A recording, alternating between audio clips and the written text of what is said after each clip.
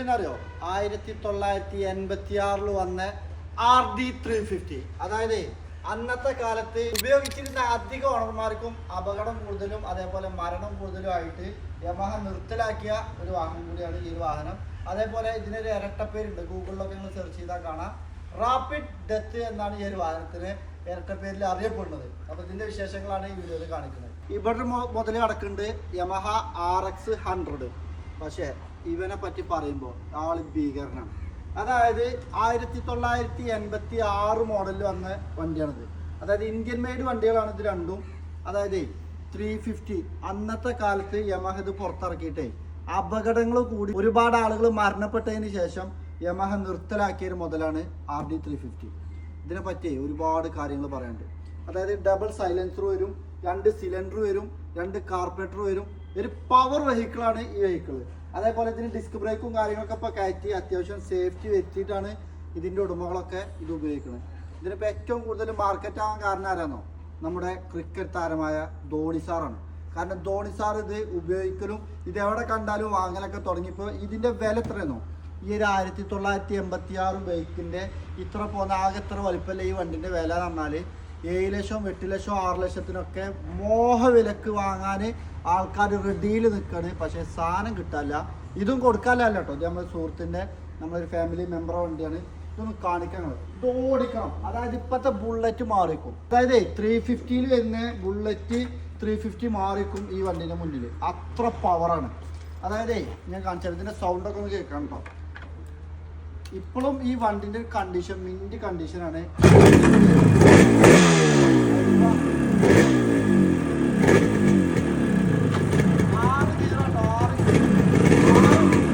ഓടിക്കുമ്പല്ലേ അതിൻ്റെ 6 ഗിയർ മാറി.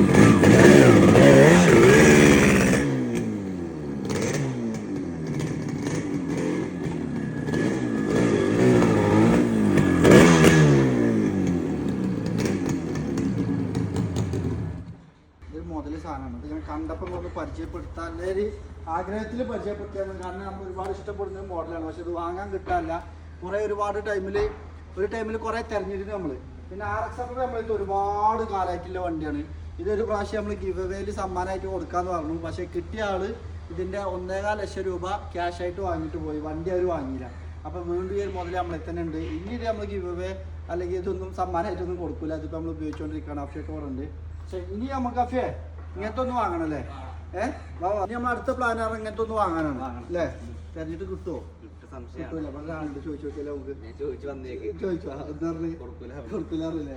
മൂപ്പരുടെ ഇതിന്റെ അഭിപ്രായങ്ങളൊക്കെ ഒന്ന് ചോദിക്കാം. വരി നമ്മളൊരു ഫാമിലി മെമ്പർ തന്നെ കേട്ടോ. അതായത് ഞങ്ങൾ KV അറിയുന്ന കർത്താവടക്കയിൽ തന്നെയാണ് അല്ലേ? പാങ്ങശ്ശേരി അങ്ങനെ സ്പെഷ്യൽ നാമത്തിൽ അറിയപ്പെടുന്നത്. പക്ഷേ ഞങ്ങൾ ആദ്യമായിട്ട് കാണാണ്. ഫാമിലി മെമ്പറാണ്. ഇവിടുന്ന് ഒരു 5-8 കിലോമീറ്റർ അപ്പുറത്ത് തന്നെയാണ് അല്ലേ? അപ്പൊ ഇത് എത്രയായി വാങ്ങിട്ട് നമ്മള്? ഇത് വാങ്ങിട്ട് നമ്മളിത് 2 വർഷമായി. എന്താ ഇത് വാങ്ങാനൊരു കാരണം?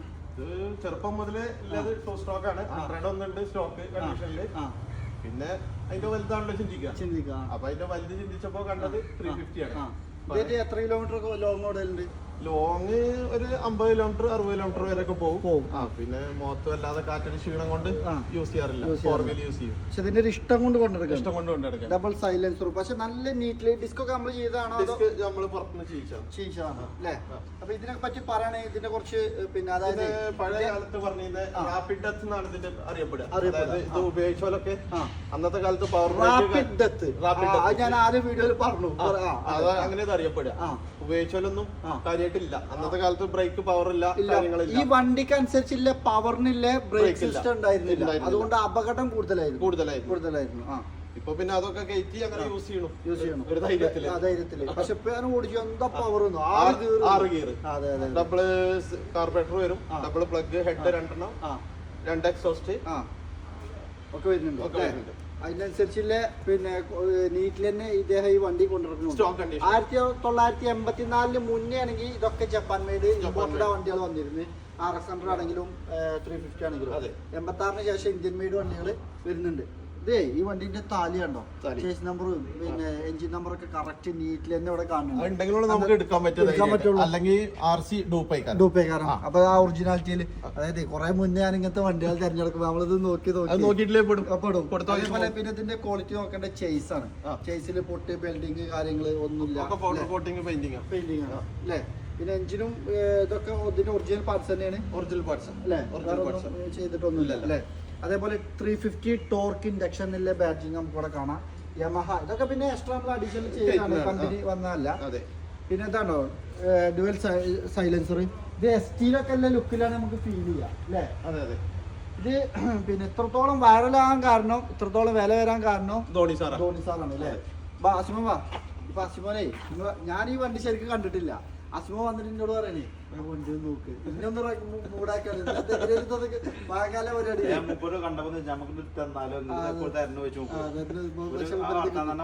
ഇനി വേറെ കാര്യണ്ട്, ഞങ്ങളൊരു ബുള്ളറ്റ് പണിയെടുക്കുന്നുണ്ട്. എല്ലാ ദിവസവും പറയും ഈ മാസം 1-ാം തീയതി ഇറങ്ങും, എല്ലാ മാസം 1-ാം തീയതി വണ്ടി ഇറങ്ങും പറയുന്നത്. പണി തീരില്ല, സാധനം കിട്ടൂലല്ലോ. 53 മോഡൽ വണ്ടിയാണ്. നമുക്ക് ഇന്നലെ വണ്ടി പോയി കഴിഞ്ഞാൽ സാധനം നമുക്ക് വാങ്ങാൻ കിട്ടൂല. 1953 മോഡലില് ഒരു റോയൽ എൻഫീൽഡിന്റെ കിടിലം വണ്ടി നമ്മളൊന്ന് വരുന്നത്, ഒറിജിനൽ ഇംഗ്ലണ്ട് വണ്ടി. അതേ രീതിയില് നമ്മൾ പണിയെടുത്തോണ്ടിരിക്കുകയാണ്. അതൊന്നും വിൽക്കാനല്ല കേട്ടോ, ഇതൊന്നും വിൽക്കാനല്ല കേട്ടോ. അതൊക്കെ ശരിക്കും ഞങ്ങളൊരു വണ്ടിപ്രാന്തന്മാരായതുകൊണ്ട് ആ രീതിയിൽ കൊണ്ടിരിക്കുകയാണെന്നുള്ളൂ. ഈ ഒരു മുതൽ എങ്ങനെയുണ്ട്, ഇതിന്റെ എല്ലാ ഭാഗവും ഒന്ന് കാണിച്ചു കൊടുക്കും കേട്ടോ. ഇതിനുണ്ടോ, അതായത് പിന്നെ 2 പ്ലഗ് വരും, അതാണ് ഞാൻ പറഞ്ഞത്. അതേപോലെ 2 കാർപ്പേറ്ററും വരും അല്ലേ, 2 ഹെഡും വരും അല്ലേ, 2 പിസ്റ്റൺ ഇതൊക്കെ വരും. അപ്പൊ അതൊക്കെ നിങ്ങൾക്ക് ഈ വണ്ടിയിൽ തന്നെ കാണാൻ പറ്റും. ഈ മീറ്റർ ഇത് കമ്പനി വന്നല്ല, മീറ്റർ പുറത്തുനിന്ന് വരുന്ന കമ്പനി വരുന്ന ഇങ്ങനെ തന്നെയാണ്. നിക്ലിംഗ് ടൈപ്പ് അല്ലാന്ന് മാത്രം, നിക്ലിംഗ് ടൈപ്പ് അല്ല, ബ്ലാക്ക് വരിക. ഹെഡ്ലൈറ്റ് ഇൻഡിക്കേറ്റർ ഇതൊക്കെ തന്നെ. ഇൻഡിക്കേറ്റർ ആഫ്റ്റർ മാർക്കറ്റ് ആണ്, പുറത്തുനിന്ന് പുറത്തുനിന്ന് ഇമ്പോർട്ടഡ് ആണ്. പക്ഷെ ഈ ഡിസ്ക് കാര്യങ്ങളൊക്കെ അഡീഷണൽ ചെയ്തതാണ്. ബാക്കിയൊക്കെ ഒറിജിനാലിറ്റി കമ്പനി വരുന്നതാണ്. ഇതൊക്കെ ഈ ലുക്കിൽ തന്നെ കൊണ്ടെടുക്കുമ്പോഴാണ് ആ ഒരു ഫീൽ ചെയ്യുന്നത്. സീറ്റ് ഇങ്ങനെ തന്നെ വരിക, സീറ്റ് അങ്ങനെ തന്നെ വരിക. ഒന്നും കൂടി ഇതായിട്ട് വരിക, ഈ കട്ടിങ് അല്ല വരിക, ഒന്നും കൂടി ഇതായിട്ട് വരിക. ഈ ബാക്ക് ഭാഗം ലേശം കൂടി പൊങ്ങും. ഇറങ്ങുന്ന എല്ലാ വണ്ടിയും ധോണിന്റെ കയ്യിലുണ്ടാവും. ഇന്ന് മൂപ്പര് ഇങ്ങനെ പോണ വീഡിയോസ് ഒക്കെ കാണും, ബൈക്കുമ്പോ പോണ വീഡിയോ കാണുന്നുണ്ടെങ്കിൽ ഈ സാധനത്തിന് ധോണി യൂട്യൂബിലൊക്കെ ഈ വണ്ടി. വേറെ കാര്യം മൂപ്പര് എവിടെ കണ്ടാലും ഇത് വാങ്ങിക്കൊണ്ടുണ്ടെന്നും അത് എത്ര വിലയാണെങ്കിലും മൂപ്പര് അസിസ്റ്റന്റിന് പറഞ്ഞേക്കും, പുള്ളിക്ക് പറ്റിയതാണ്, ഫോട്ടോ വിട്ടു കൊടുക്കുകയാണെന്നുണ്ടെങ്കിൽ വില പ്രശ്നമല്ല. അങ്ങനെ പർച്ചേസ് ചെയ്യും. അപ്പൊ എവിടുന്ന് വെച്ചെങ്കിൽ ഫ്ലൈറ്റിനോ എവിടുന്ന് വെച്ചെങ്കിൽ വല്ല നാട്ടിൽ കയറ്റി ഇത് ധോണി എന്നാ കൊടുക്കൂല. കൊടുക്കൂല നമുക്ക് ഇല്ല. പിന്നെ നമ്മളെ തന്നെ ഉണ്ടല്ലോ, നമുക്ക് ബുദ്ധിമുട്ടാകുമ്പോ പോയി എടുത്ത് കൊടുക്കുകയും ചെയ്യാം അല്ലേ. പക്ഷെ ഇത് വേറെ കാര്യണ്ടേ, എത്ര പൈസ ഉണ്ടായാലും കാര്യമില്ല, സാധനം കിട്ടില്ല. അതാണ് ഈ വിന്റേജ് വാഹനങ്ങളെ പ്രത്യേകത. ഇത് കുറെ പൈസ ഇടാണ്ട് കാര്യമില്ല, സാധനം നല്ല കിട്ടണമെന്നുണ്ടെങ്കിൽ മെയിൻറ്റെയിൻ ചെയ്ത് കൊണ്ടിറക്കാനും വയ്ക്കണം. അതിനൊരു മനസ്സും വേണം. നമ്മളൊരു പ്രീമിയർ പത്മിനൊക്കെ പണിയെടുത്തിരുന്നു, അതൊക്കെ പണിയെടുത്ത അങ്ങനെ ആവാൻപ്പെട്ട പാട്, അതൊക്കെ ആ ഒരു വണ്ടികളോട്ടുള്ള ഇഷ്ടം കൊണ്ട് ചെയ്യുന്നതാണ്. ഞാൻ വരുന്ന അന്ന് ക്ലച്ച് കേബിൾ പൊട്ടി കിടക്കാണ്. ഞാൻ പോകുമ്പോ അന്ന് അങ്ങനെ കയറ്റിട്ട് പോയി, ക്ലച്ച് കേബിൾ ഓൺലൈനിൽ ഓർഡർ ചെയ്തു, വന്ന് അന്ന് തന്നെ ക്ലച്ച് കേബിൾ മാറ്റി. ഉച്ചക്ക് വീട്ടിലെത്തി, വൈകുന്നേരത്ത് ക്ലച്ച് കേബിൾ ഞാൻ തന്നെ മാറ്റി, സാധനം പുറത്താക്കി മാറ്റും. ഞാൻ തന്നെ മാറ്റും. ഒരു ചില്ലറ പണി ഒരു വിധമൊക്കെ ഞാൻ തന്നെ എടുക്കും. ജന്മക്കല്ലാത്ത ബാക്കിയുള്ള പണികളൊക്കെ എടുക്കും. അതൊക്കെ ഇഷ്ടം കൊണ്ട് ചെയ്യുന്നതാണ്. അങ്ങനെ ആവണം, അപ്പോഴേ ഇത് കൊണ്ടുവരാനും പറ്റുള്ളൂ.